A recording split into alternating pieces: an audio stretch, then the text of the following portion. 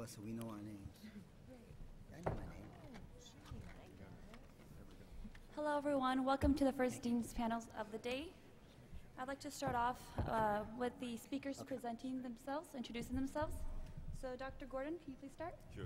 I'm David Gordon. I'm from the University of Michigan Medical School, and also from the University of Michigan Flint School of Allied Health. I'm Kathy Hebner. I am the Director of Admissions for the University of Iowa Carver College of Medicine. My name is Adrian Jones. I'm the Dean of Admissions at Loyola Strict School of Medicine in Chicago. Good morning, everybody. I'm Jean Shelton. I'm an admission coordinator at Des Moines University College of Osteopathic Medicine. So first, let's say good morning. Good morning.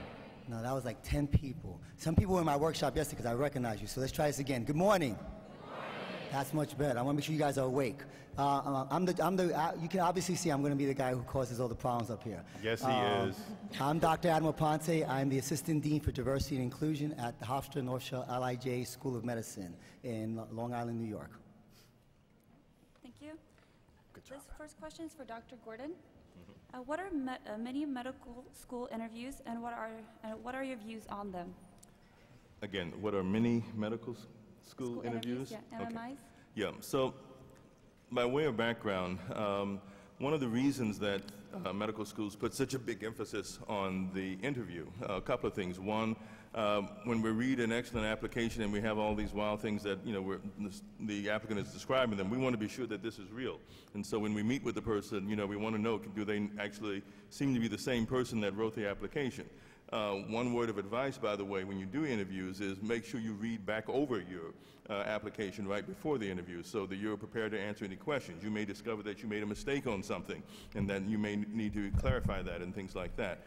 But the other reason is medicine is such a communicative field that we want to be sure that you can communicate well with patients, other colleagues, and so that's what we're trying to get a sense of from the interview. Now, in the past, a lot of the traditional interviews have been sort of standard questions and asking you to expound on standard questions. People are moving to sort of a mini interview situation, and this takes different formats depending on the school. In some cases, the most extreme, you're given questions that you don't know anything about beforehand, and it's really a test of not only how well you can communicate, but how well you can quickly formulate your thoughts and get across your point of view as well as things. So they'll ask you on topics like what is wrong with the Affordable Care Act or something like that, or something that it really kind of challenges you to sort of think on the spot. And many people feel that this type of interview may give a little bit better insight when there's a little bit of a stress edge to say, what is this person really like? How well do they perform on their feet? Do they think well? Do they communicate well? And so that's basically the gist behind going to that format. Now, I think it's too early for people to really have much data to say, is this in fact a better format that's more informative than the previous interview formats? And so depending on the school, you're going to have different types of approaches as far as interviewing is concerned. But the bottom line is to be relaxed, be yourself, always answer as truthfully as possible. If you don't know the answer to something, say so. People respect an honest answer of saying, I don't know, much more than you're trying to make up something and think of what the person asking the question wants to say. So again, be yourself, and always try to, when you approach an interview situation, try to also think of something that's specific to that school that you can mention and ask your questions about, because typically they will ask you to ask questions as well. Thank you. Ms. Hubner, can you please give us your opinion on the MMIs and maybe how your school interviews? Okay, well, currently our school is not using the multiple mini interviews. We have a different process that we use that helps us see how our applicants work in a team situation as well as having individual interviews. So during the interview day, we bring in applicants, and our Dean of Students comes and talks to them, our admissions recruiter, and I go in and talk. There's somebody from curriculum, and we all talk about the Carver College of Medicine and the unique programs that we have to offer there. And then we have our first and second year medical students come in and have lunch with our applicants and take them on a tour, and they bring them back, and our applicants are then interviewed by 2 faculty members for 25 minutes in a semi-structured interview process, and then they work together on a case-based learning scenario with a fourth-year medical student, so they get a chance to meet medical students in the first and second year at lunch, and then a fourth-year medical student, usually in what we call our teaching distinction track. So this allows our applicants to see what one of our classes is like, because our curriculum is based on the case-based learning process. All right, thank you. Dr. Jones, what are the most important qualities you look for in an applicant during their medical school interview? Wow, everything. I mean, it's a unique process in which we are trying to get to know you and you to get to know us. We still have a traditional interview process where we have not adopted the MMI, which I call the speed dating analogy for medical school admissions. We, at this point, have faculty and students who are on our committee, and I would tell you, if you interview at a medical school and you interview with a student, treat them with the utmost in respect, because at our school, our students have just as much voting right as our faculty members do. And so I find sometimes students relax throughout that time, or potential interviewers relax because they see a student. And the barometer for many students is that they're trying to see whether or not they see you as being a fit or could be a peer in their course, so in the class. What we look for are a number of different characteristics. Again, we're looking to see who you are as the same person that's on the application. We're trying to see different personalities. Our interviews are semi-blind, which means that our grades and MCAT scores are not in our initial interview process. Interviewers get those after your interviews, but during the process, all we have is your AMCAS application, what people wrote about you, and your supplemental application. And in that, we're just really trying to see whether or not we like you. And I know that sounds really crazy, and you're trying to actually see if you like us too, so that's really our process. The tips that I would tell you is to be yourself, be honest, don't be so serious. I find some students get so anxious that they can't relax and be themselves. And one of the biggest things is we're trying to see, sometimes we will stress you in an interview. Can you handle a very tough question? Can you think on your feet? These are some of the characteristics that we're looking for in some of our good candidates. And so just as some of the qualities, these are some of the tips that I would tell you, just to, again, and it was said it before, just be yourself, because we brought you in for a reason. There's something about you that we found attractive, and so because of that, we want to see whether or not you would be a good fit for our institution. All right, thank you. Ms. Shelton, can you elaborate on that? Of course. I would definitely agree. We're looking, when we invite a student to our campus to interview, it means we like what we see on paper. We like what we see on your COMAS application. We want to give you the opportunity to come to campus and check us out. Happy students who fit in well and like the campus and are happy on our campus tend to do better in the program, tend to learn more, and tend to be better students for us. So it's definitely a two-way street on that interview day. I'm guessing there's not many of you out there who are planning on applying to just one school. And we know that. We want you to find a school that is a good fit for you, professionally and personally. Are you going to be happy living in that city? Are you going to be happy with the students that you're interacting with? On our interview day, you spend a lot of time with current students. We often, the same as Loyola, we have those students involved with the interview process, involved on the admission committee. They're your biggest critic, to be honest. They're looking at you as, do I want my school, the school that I love, to be associated with this person? So sometimes they can be the most nitpicky. So we want you to know when you come into that interview why you're interested in us, what about Des Moines University is attractive to you, and we want you to be yourself. We want to get to know you a little bit more. We want to make sure that you're going to be happy attending our institution. Can I just add to that? One of the things that I always ask students when they interview at Loyola, I ask them, why Loyola? Mm-hmm. My number one pet peeve answer is, you like me because I'm in the city of Chicago. Yeah. I hate it when people come to my school and they like the city that I'm in. It's like you like the clothes that I wear instead of the person that I am. Again, do your homework.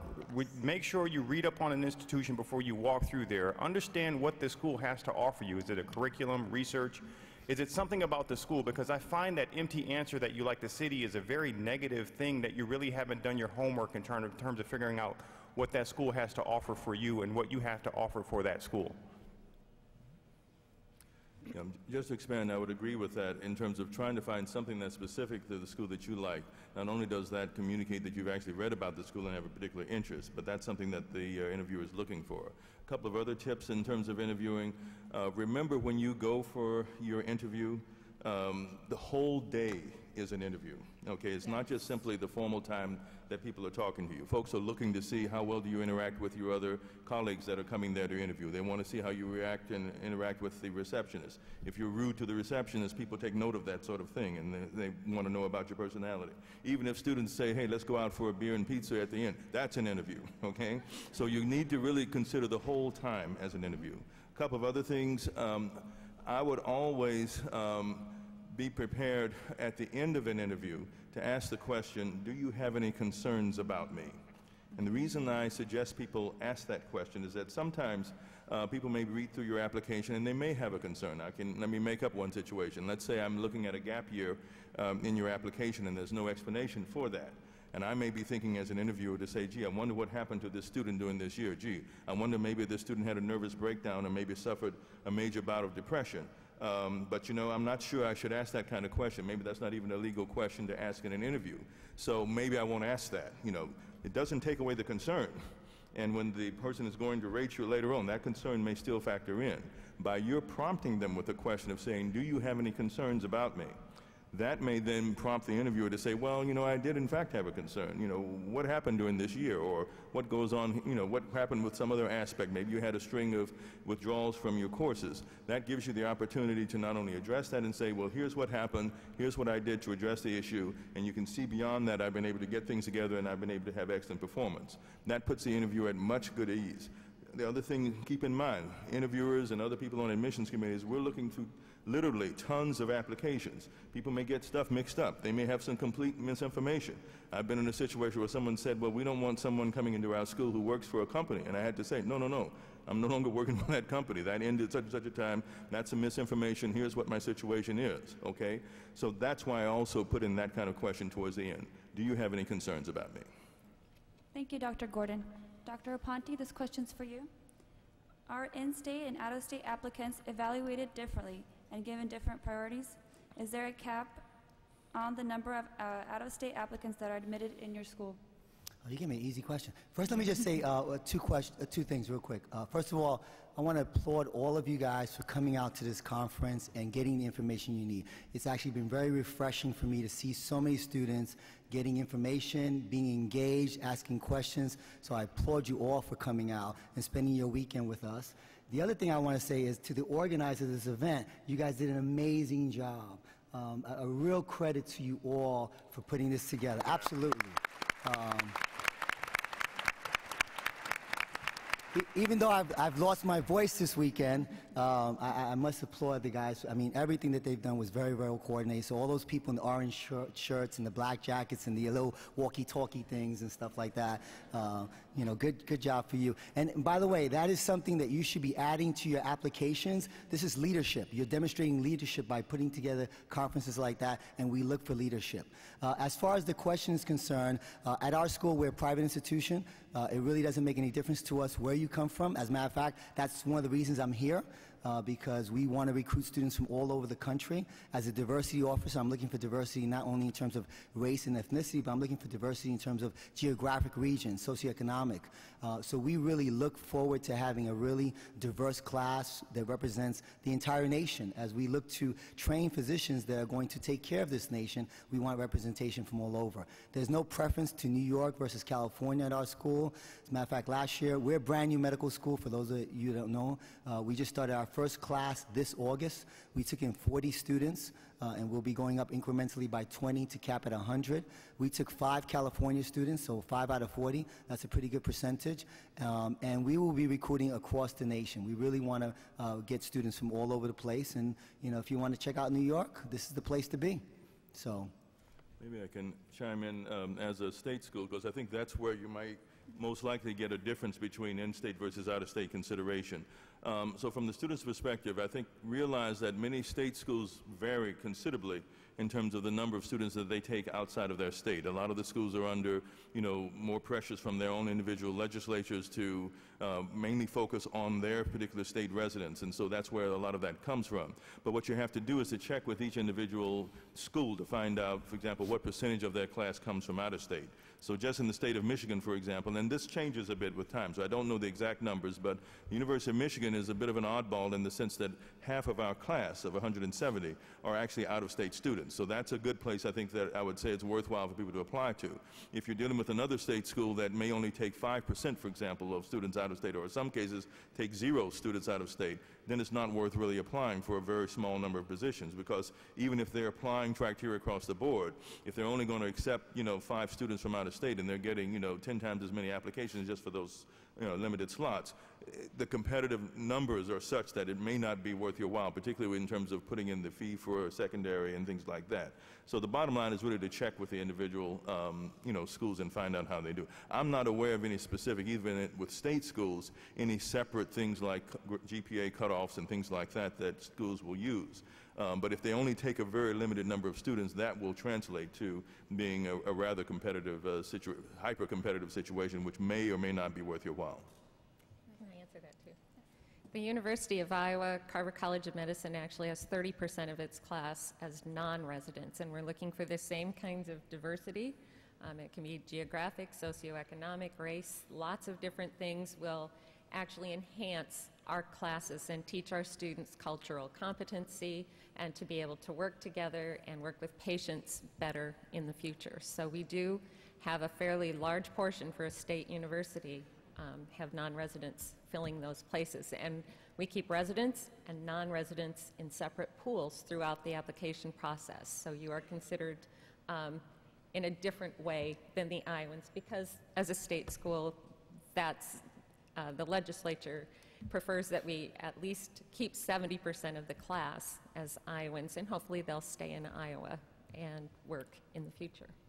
Yeah, and Loyola University is, last year we had 33 different states represented in our first year class. We're a private institution, which means our tuition for in-state and out-of-state is the same. So again, as a benefit for students who are coming from all over, we're looking for students from diverse. We still have a good percentage from the Midwest, but I think California's best export are their medical students, or excuse me, their pre-meds.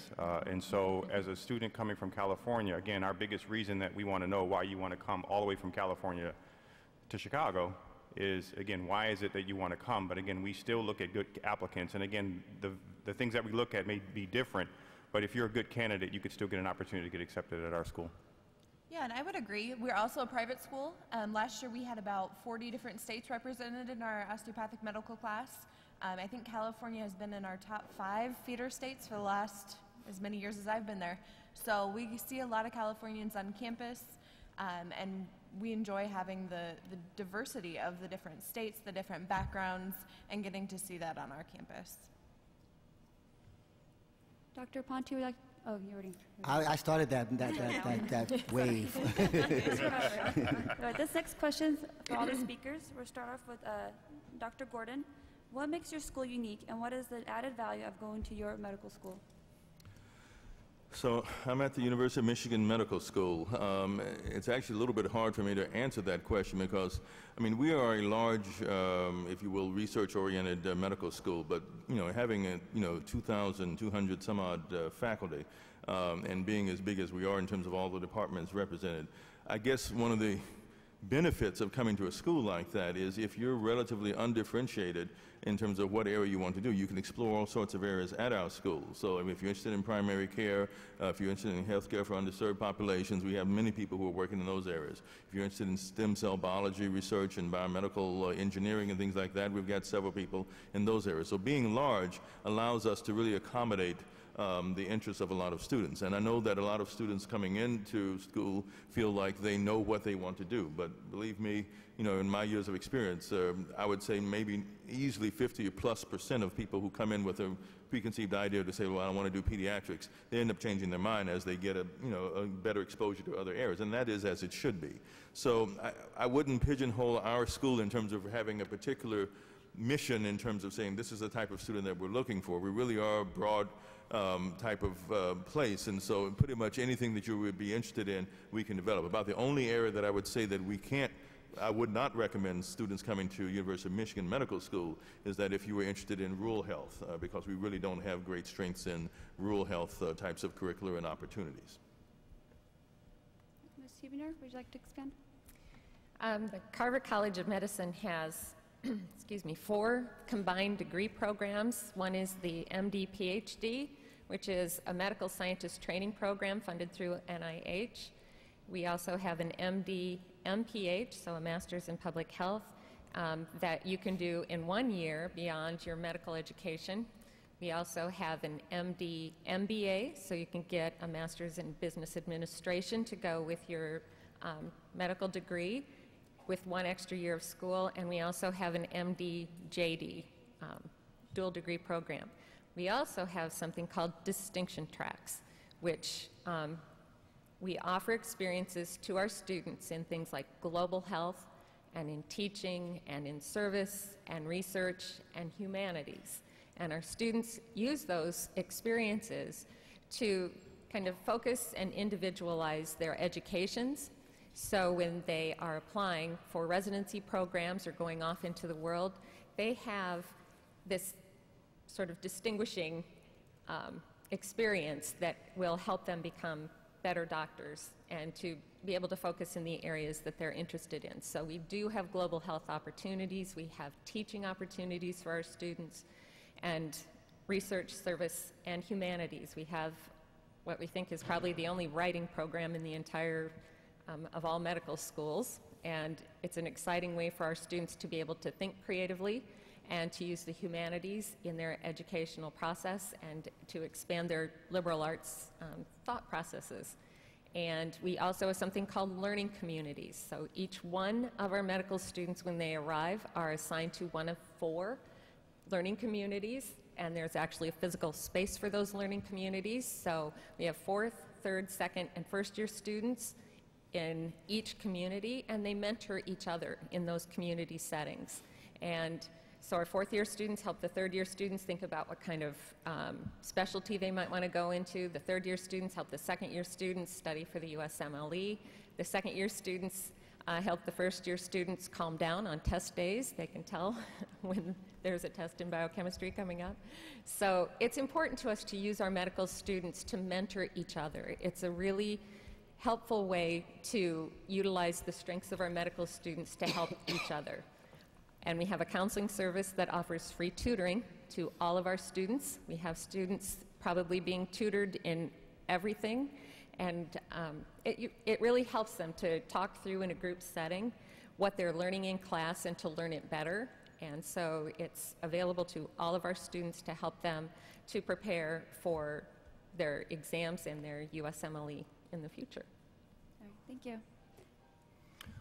Loyola University Chicago is the largest Jesuit institution in the country. We have a law school, medical school, MBA program. We also have a few master's programs. We have a master's in medical science where a lot of students who are preparing for medical school is extremely successful. We just started a master's in physiology program that, again, is going to be taught by some of our medical school faculty. But what makes us unique is that our motto is we treat the human spirit.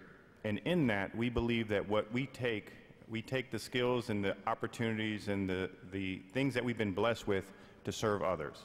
And so what you'll see at Loyola is a strength of community that I have not seen. I've worked at 3 institutions, and by far this is one of the strongest in the sense that we have a purpose. Our purpose is we are here to serve. And so a lot of our students, 2/3 of our students last year after their first year, did international medical immersion trips in different parts of the world, in South America, Africa, some of the islands in the Caribbean. And again, a part of this process to serve really is we try to help get through medical. Our motto is you don't get through medical school by yourself. And so our structure is that we help our students get through. I have some of the happiest medical students I have ever been around. Even after exams, they have, I don't know what kind of juice we're giving them, but it's something special in the water. If you come and interview at Loyola, again, it's something unique. We interview every day, and so we do it very small, and we try to bring students in an environment so that they can see whether or not they like it. And one of the first comments that I always hear from students who interview, as well as our students, is it's such an intimate environment. We have learning communities. We have very strong academic supports. We have mentoring programs. We're growing in terms of our facilities. We have a brand new nursing school going up. We have a brand new research building that's going up, which is additional, another way to serve. But I think what you will find is that you're going to receive a medical education which is going to be clinically trained to be among the best in the country. But when you leave Loyola, you'll say, you know, not only did I receive a great medical education, I became a better person as a part of the process. I think what we try to do is train you as a professional, but we also try to treat you as a person, and that's how we treat our patients, as a person, but also in terms of treating people. And so if you have an opportunity to, again, I hope to see some of you later on if you want to talk about it. Again, I know a lot of people don't want to leave California. Yesterday I saw the wonderful weather, but there are some wonderful opportunities around the country. And again, I represent one of many great schools around the country. Again, I have a lot of friends who work at great medical schools, and I refer students to some of my friends all the time because we're always trying to find students who fit the right place. If you know who we are and you see yourself fitting into our philosophy and our values, I encourage you to be a part of our program because I think what we do very well. I would say one unique factor about Des Moines University is we are a graduate healthcare institution. Everybody on our campus is at the graduate level, and everybody's going into healthcare. We have not only the Doctor of Osteopathic Medicine, but we have a podiatric medical school. We have a physician assistant program, physical therapy, and a handful of master's degrees as well. So everyone on our campus is going towards the same goal. And because of that, you're able to network a little bit earlier. You're able to get to know the other professions. You know, you're never going to be working in a healthcare setting alone. You're always going to be using your resources of your colleagues. So we want you to start that a little bit earlier. For example, we have a state-of-the-art simulation center on campus. Our students in our osteopathic medical program are in there at least 13 times in their first 2 years. So when you're in there, you're not only hanging out with your other DO classmates, you're spending time with our physician assistant students. We're fortunate we have a pharmacy school in town, and they send pharmacy students over so our students can work with them to get that diversity going. Also, we have a nursing program in town, and they're able to come over and give the nursing side. So you're able to really simulate exactly what it would be like to be in that healthcare setting. We have amazing facilities. Like I said, the simulation lab, we have a new anatomy lab that was just reopened last year. And I would say another big thing on our campus is professionalism. We want you to work together. We want you to get to know each other. And we're a very collaborative campus. So, you know, I have good friends in the program, and they'll often say things, you know, in that first couple weeks on campus when you're dealing with that first biochem test, with adjusting, you know, they'll say things like, gosh, I got this email from a classmate who I haven't even met yet, and it was a flow chart for biochem for the test next week. So our students really work together to try to be as successful as possible. Our institution, our current tagline is doing a world of good. So that is not only in rural Iowa where we're located. We do have 6 full tuition scholarships for students who want to stay in Iowa to practice medicine in a primary care setting. You don't have to be an Iowan to qualify for that scholarship. You do have to stay in Iowa when you finish your residency. We also have a lot of options for international rotations. During the 4th year of the medical program, our students can spend time abroad, up to 8 weeks of your elective rotations during your 4th year. And there's also options during your spring breaks, summers, that kind of thing, to go abroad and help overseas. So we do have some amazing opportunities and some scholarships to help offset some of those costs as well. I would encourage all of you to learn as much as you can about osteopathic medicine while you're here. You have an amazing opportunity to have, there's a good number of us around. We are the 2nd oldest osteopathic school. We were founded 113 years ago. I would encourage all of you to look into the osteopathic approach. With our program, you learn not only the osteopathic manual medicine, which is the hands-on way of treating the body, which is what differentiates the curriculum from an MD curriculum. But we also give you a much more of a focus on preventative care and treating the whole patient. So if that appeals to you, I think that you would be really interested in learning some more about Des Moines University. Great. Sounds like good schools here. and quite frankly, I think, and kind of piggybacking on what Dr. Jones said, is a lot of these schools have amazing things going on, and you really have to find the right school for you as a student. And we do actually connect our students. There's a network of us who've been working together for years. Despite our youthful appearance, we've been doing this for quite some time, and we do sort of try to connect students based upon what we think the right fit will be. As a brand new medical school, excuse me, we've had the opportunity to actually take the old curriculum and kind of blow it up and really do things very differently, very innovative. So I think one of the things that excited me and sort of led me to join this institution was the fact that we have a very integrated curriculum. So we don't call ourselves, we don't have a basic science years and clinical years. We have the first 100 weeks and we have the second 100 weeks. And what we mean by that is during your first 100 weeks, you're going to be taking, you're going to be in basic science foundation, but it's going to be very, very much correlated with actual clinical medicine. And so each student in our school will do a couple of things. First of all, everyone becomes a certified EMT in their first 9 weeks. And this is EMT unlike any other EMT courses. I met some students here yesterday who said, well, how about if I'm already an EMT? This is very, very different because this is not only just being an EMT, learning how to do CPR, intubations, that sort of stuff. This is EMT associated with the basic science foundation as well. So the basic science around what you're doing as an EMT. So we kind of call it EMT on steroids. And we, as a part of this system, Hofstra University, which is a 75-year-old college, and North Shore LIJ came together to create our school. And so you have a 50-50 partnership between a hospital and a university. Very, very different than most schools. Most schools are created out of a university, and they develop affiliations with other hospitals. That's not our case. We don't have to worry about affiliation agreements because we are owned and operated by the health system. And the North Shore LIJ health system is the second or third largest health system in the country. And we have over 15 hospitals that students will have access to. And we have ambulance service ourselves that operates 160 ambulances in the Nassau, Queens, Brooklyn neighborhoods. So you actually become a certified EMT and ride on one of the ambulances that we learn.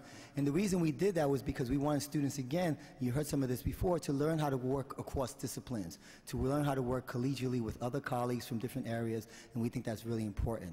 In addition, as a new student with us, you get assigned to 5 different clinicians. You get assigned to a pediatrician, an internal medicine or family practitioner, a general surgeon, an OBGYN, and a psychiatrist. And for your first 100 weeks, you're spending meaningful time with that clinician one-on-one. This is not one clinician precepting 6 or 7 students in their office for 2 hours or something like that. This is a meaningful experience such that when you say, for example, you're following a patient in your OBGYN doctor's office and that patient delivers, you're going to go to that delivery. And when that mom takes that baby for the first well-child visit, you're going to go to that pediatric well-child visit. God forbid that mother needs to have surgery. You're going to go to that surgery because we try to keep them along sort of referral lines with this group of clinicians. And so by the time you get to your clinical years, you know, when I trained, we had 1 week of physical diagnosis. We had to learn how to do a head-to-toe physical exam, all that stuff, and then we got on the floors, and we were supposed to know how to do this proficiently. And clearly that was not the case. By the time you finish with us in the first 100 weeks, you will have done extensive history taking. You will have done extensive physical exams, differential diagnosis, all that stuff will be incorporated. We're a small school. We want to stay small. We want to stay very intimate, but we have a lot of resources. We also have a Center for Learning Innovation, which is a huge 40,000 square foot simulation lab where people come from all over the country to train, and you'll have the opportunity to train in that lab. And we have the Feinstein Institute for Research, which is, you know, I guess if you're into ranking systems, they're sort of top 15 in the country in terms of NIH funds, so you have the opportunity for that. And we can go on and on. Trust me, we all kind of cut ourselves short on this because there's a lot of stuff, but you need to do your homework about these schools and find out what's the right fit for you, because no matter what I say to you, if that's not relevant to you in terms of the community you want to serve, what you want to do, ultimately really doesn't matter. But I think that we've taken a very innovative approach in terms of the curriculum, and we plan to change our curriculum continuously. Society is changing, medicine is changing, science is changing. You know, most schools have a curriculum and they keep it there for 10, 15 years at times, and that's just ridiculous. Our dean has a philosophy that we should be changing our curriculum to meet the needs of society, to meet the changes in science and medicine, and that's what we intend to do, and I think those are some of the unique aspects of our school. Thank you, Dr. Aponte. Dr. Gordon, this next question received from our Twitter feed. What is a good MCAT score? Is a 31 better than a 30, or a 35 better than a 34? You know, with MCAT scores, I mean, I guess I'd have to say that, you know, the higher is always better than lower.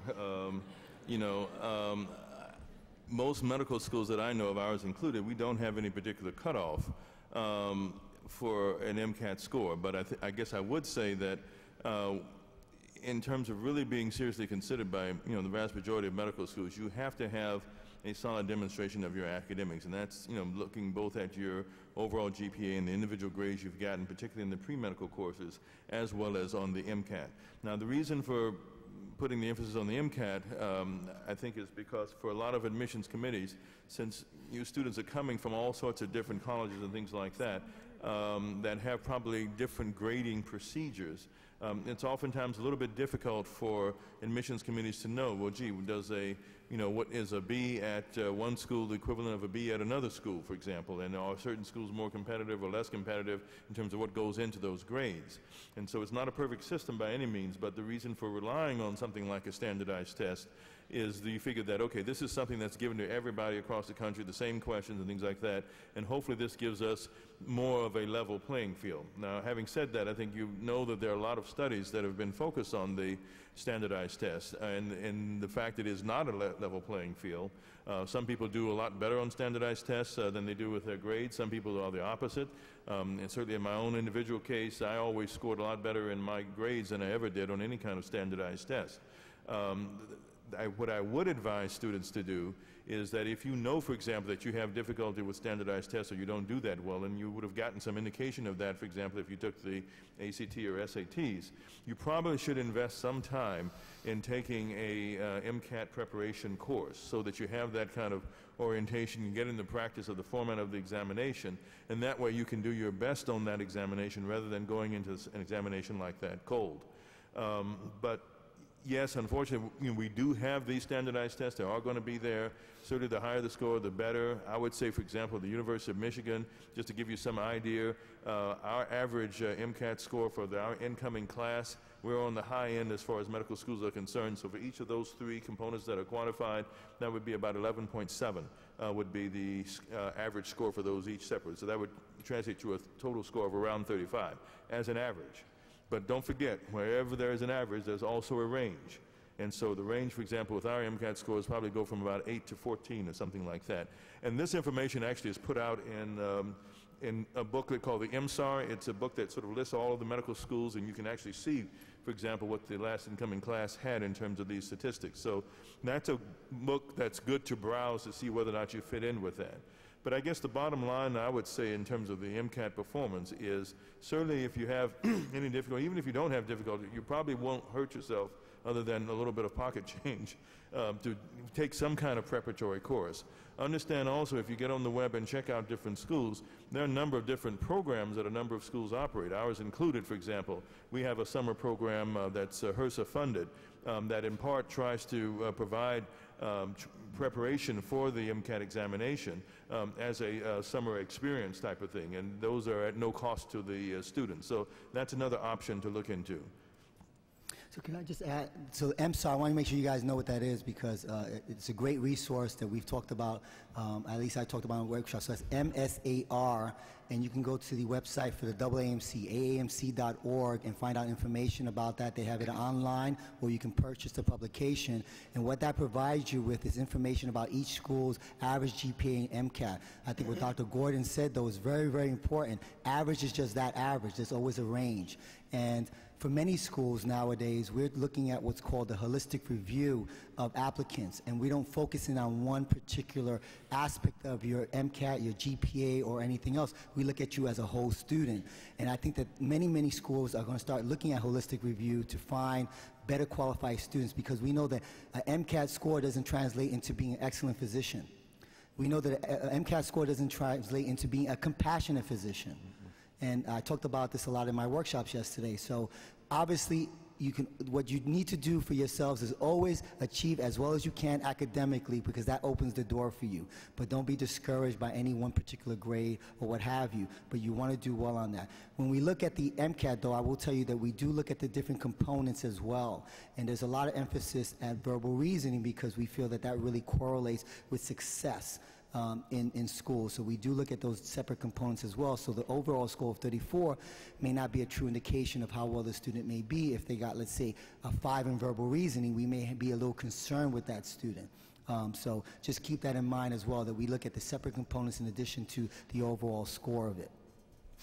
If I can chime in about the DO side, the DO we have our own, the AAMC is separate from ACOM, which is our association, and all of the DO schools have our version of the MSAR, and it is the College Information Book, the CIB, and those are available the same way on the ACOM website, or they're available for purchase if you want them in hard copy.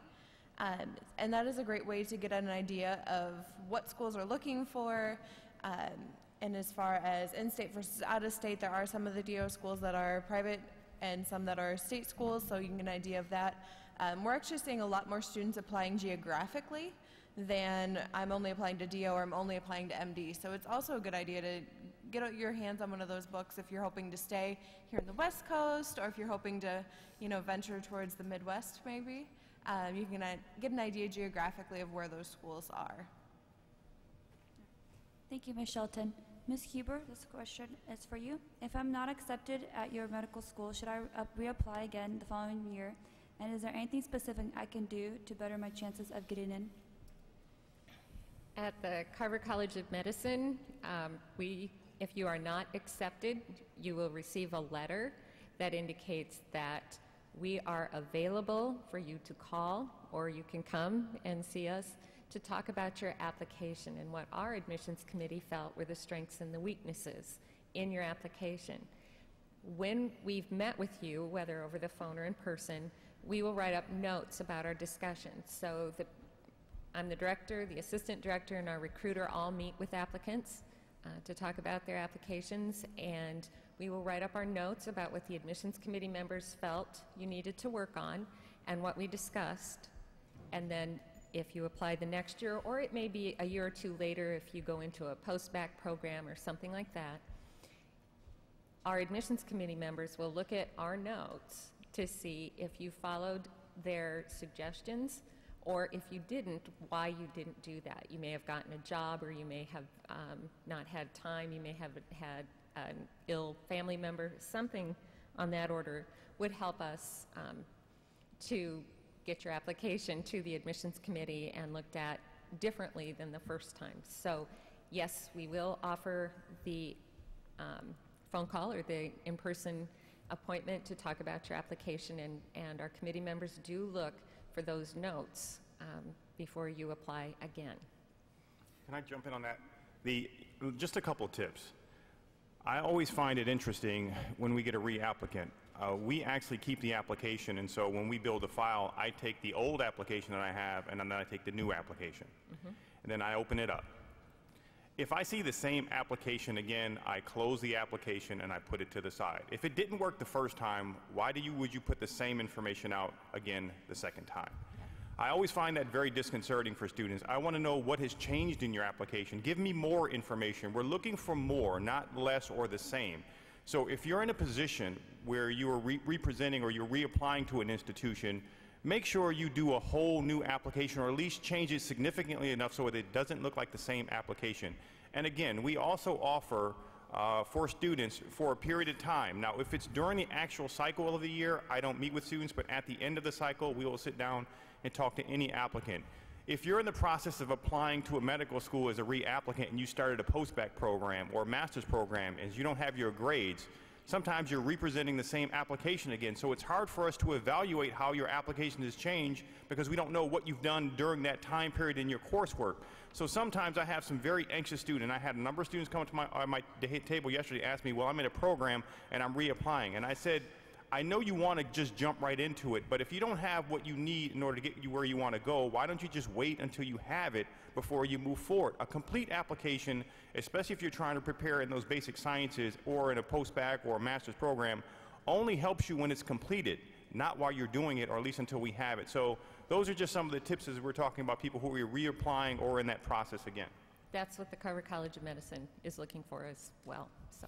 Yeah, I think that the key point is, and not all school offers what the Carver College of Medicine does in terms of a letter, but you should call schools if you do not get accepted and ask them if there's anything that you could do, or do they have any advice about how you can improve your application. We want to see a difference, as Dr. Jones was saying. You can't just submit the same application. You know, that's the definition of sort of insanity, right? Doing the same thing over and over again and expecting a different result. You need to do something different, and you need to demonstrate that you've changed in terms of that. And sometimes that takes more than a year to do that, to demonstrate that change. But you should be calling schools and asking for that advice, and oftentimes we would welcome that. We do keep notes of that and say, listen, this student didn't contact us. They're interested in us. We gave them some advice, and look, here, they did it. They've done some stuff. They've improved this. They've done that. They've done some community service. They've done some leadership. Whatever that is, it's got to be a different application. It can't be the same one. One more word of advice. Give yourself a little bit of time to deal with that. You know, if DMU, for example, if we're your #1 choice and you get that email from us that says you haven't been accepted, and that, I mean, that's going to hurt. Don't get me wrong. But give yourselves a week, 2 weeks, whatever it takes, that before you call me and say, hey, what's going on, that you've collected it yourself and that you can do it in a professional manner. Every once in a while, we get that guy who's upset, and that goes into the notes, and that's hard to overcome. So be sure that you've made your peace with it, and that you're calling us for the right reasons, not to argue. So. Thank you, Ms. Shelton. Dr. Gordon, what is your view on foreign medical schools and the eligibility for residency in the U.S. if you do attend a foreign medical school? It's a hot topic. Oh, boy. So let me first say that I'm not a residency program coordinator in terms of, I mean, they're the people you really want to ask that question of in terms of what will they consider. But I can say a few things.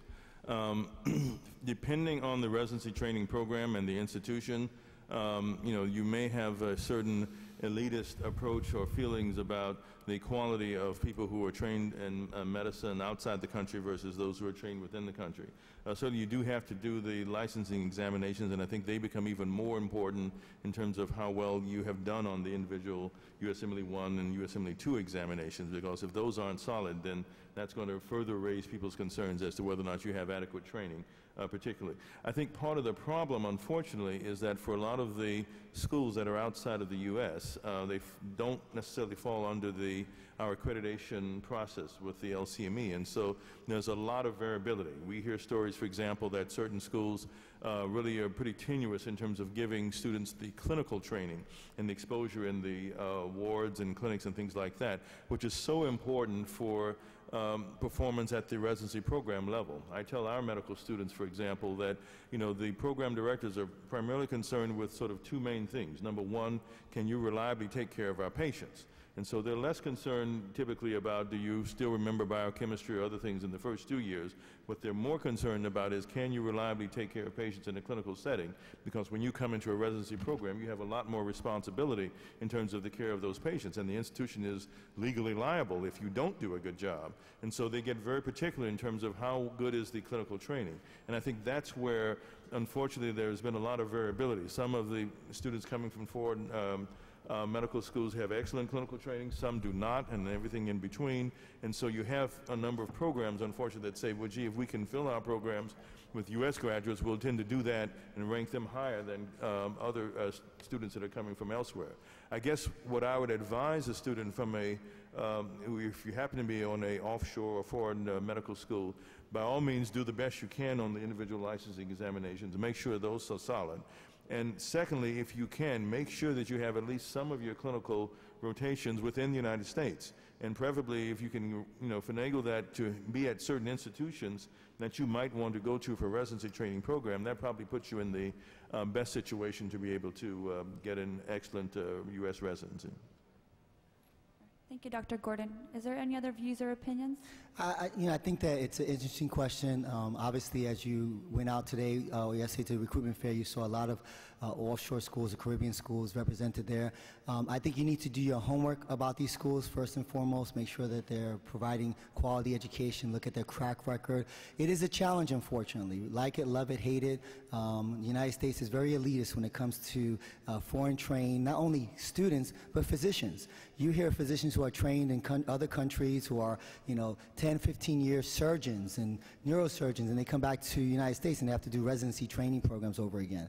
It's just the nature of our beast, unfortunately, and so it is a challenge. And so when you go to these schools, you have to think about residency training and what opportunities you will have to get back into the United States to train and work in here, if that's what your intention is. If your intention is to travel abroad and train and work somewhere else, then it may be less of an issue.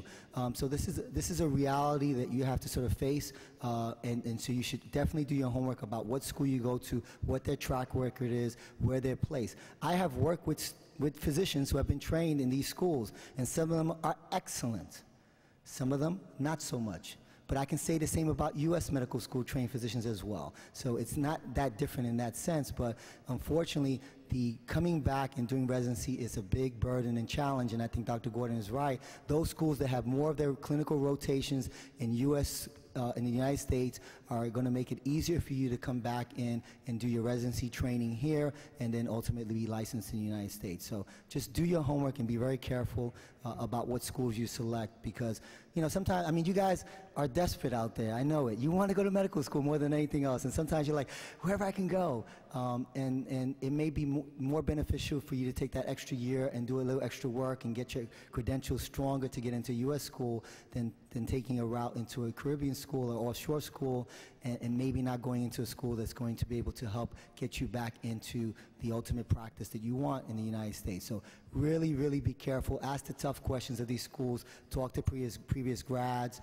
Look at the track record. You should know where their residents have placed, what hospitals have been accepted, where they do their clinical rotations is really, really important when you're looking at these schools.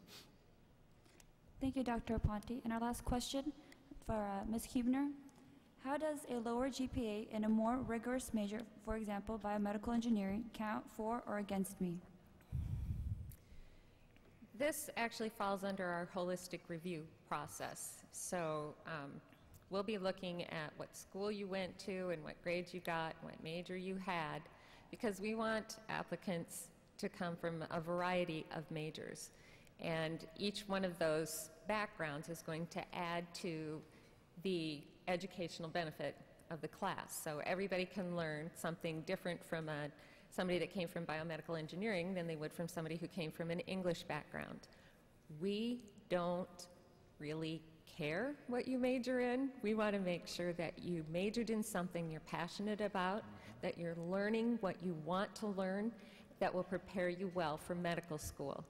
We also know that applicants sometimes don't have a lot of control over where they can do their undergraduate work based on staying close to home or being able to finance this education. So we don't discriminate against those who've gone to community colleges first or who have come from state schools. Those kinds of things are personal choices that you've made to go to the school that was the best fit for you based on your circumstances at the time. So we also give you credit for those things, as well as looking for the ones that have a 3.6 from MIT. That's good too. So we're going to look at people from all different backgrounds, because that's what we need in our class to be able to really take care of the patients in our state and across the nation. Can I jump in real quick? Can I ask all of you guys to just stop for a minute? Stop listening to everybody else. You become the most neurotic people I ever can become a part of, because so many people walk up to my table and they listen to everybody and they worry about that I didn't do this and he did this and she did this. Stop. We're looking at you, who you are, what you bring to the table, what skills and qualities that you have. We had 60-some-odd different majors in our first class, and they all weren't biology. So again, a part of our process is we're trying to find the uniqueness that you have to offer. And when you start comparing yourselves to everybody else, you become this neurotic mob of people who listen to everything and become so concerned about some things that you shouldn't be that you lose focus at the sight of what you're really trying to do. If the goal is to get into medical school, then what we're looking at is who you are. And that's the most important fact. I should never see two applications that look the same, because everybody in here is not the same. So before you start going and running what I call the pre-med playbook of listening to everybody else, take a step back and recognize that there are things that you may have to offer that we may fall in love with, but because you are worried about providing me what you think I want to see instead of who you really are, you fail to represent who you really are. So I just wanted to kind of put that note out there because so many students come to my table saying those same things. Thank you. And when he says stop listening, he doesn't mean stop listening to us. So just to be clear. And I think that's a great point in terms of, it's good to share information, but what one student brings to the table is what that student brings to the table, and it's not a cookie cutter type of thing that we're doing here. Each of you are very unique in terms of majors, and we're looking for that uniqueness and what you've done. It's your journey. It's your distance travel. We're looking for your distance travel, not the person sitting next to you. So I think it's a great point. Well, this concludes our Dean's panel. Let's give our speakers a round of applause.